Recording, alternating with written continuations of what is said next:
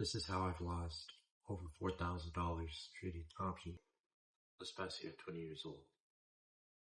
That's money that I could have used for an emergency fund, my house fund, my IRA contribution. That's gone, but not lost.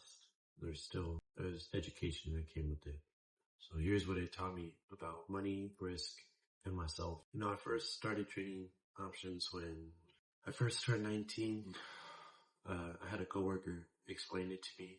She's really good at it. She'll show me plays that made her over $27,000 in 1 week, or before even our day starts, she'll show me a $400, $500 gain, and this was consistent growth. That she could build a $500 account to $80,000 yearly.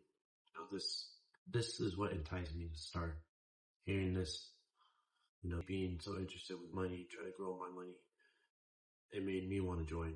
I jumped in deep end first without any experience, already trading money. That's what started me out losing money, because I was trading before I had any experience, any knowledge, no rule sets, no edge to it. I was over trading, and then when I'd overtrade and lose money, I started to revenge trade. I would hold contracts for too long, thinking in my head, oh, it'll reverse, it'll go back to the way that I want it. I'll buy a put when market's going high, or I'll buy a call when market's going low. And I would hold it on for too long, not respecting the data decay. Most of these overtrades and revenge trading came from greed, FOMO chasing. I wanted to be just like, my coworker, or the stories I hear on Reddit. I see somebody gain 30,000 in a week, 60,000 2 days, even sometimes like 100,000 in a week. I read those stories and, just want to do the same thing. So I would overtrade, buy contracts out the money, hoping that they'd land. What I learned with discipline and my risk management is you can't YOLO your whole account, putting all your money into one trade. No zero DT options. I learned to size my position correctly and put a stop loss so that I'm not trailing the huge loss, not holding on to something that's not going to work out for me. Inconsistency over big wins. The capital stack lesson that I've learned is you're building income, savings, and investing alongside trading. All the money that I've lost so far is money that I had extra set aside, that I was willing to lose. I didn't put in my rent's money. I didn't put in money before I saved. This was all money over the year that I was okay and willing to lose. There's really a psychology of trading for me. They really clouded my judgment.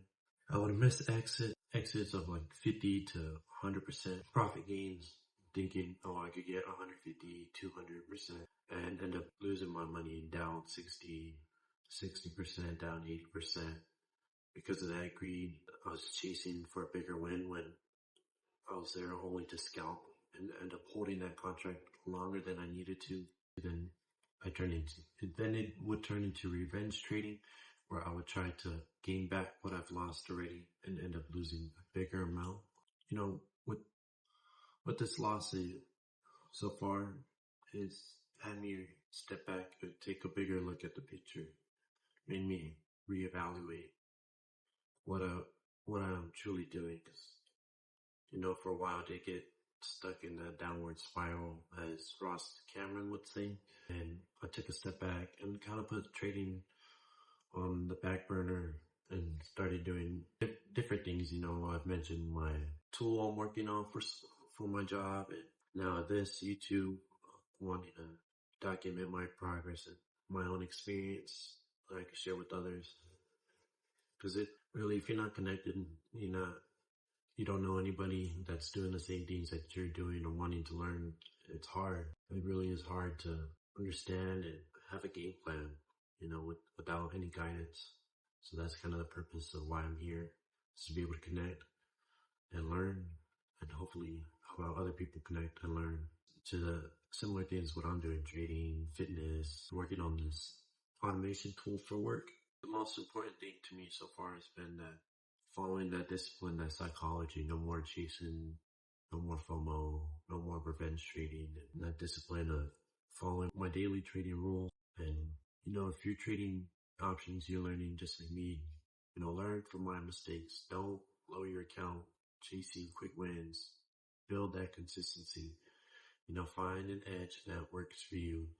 For me, what I've been doing is I wait for RSI to hit oversold or over volume to increase, volume to start increasing, MACD turn bullish.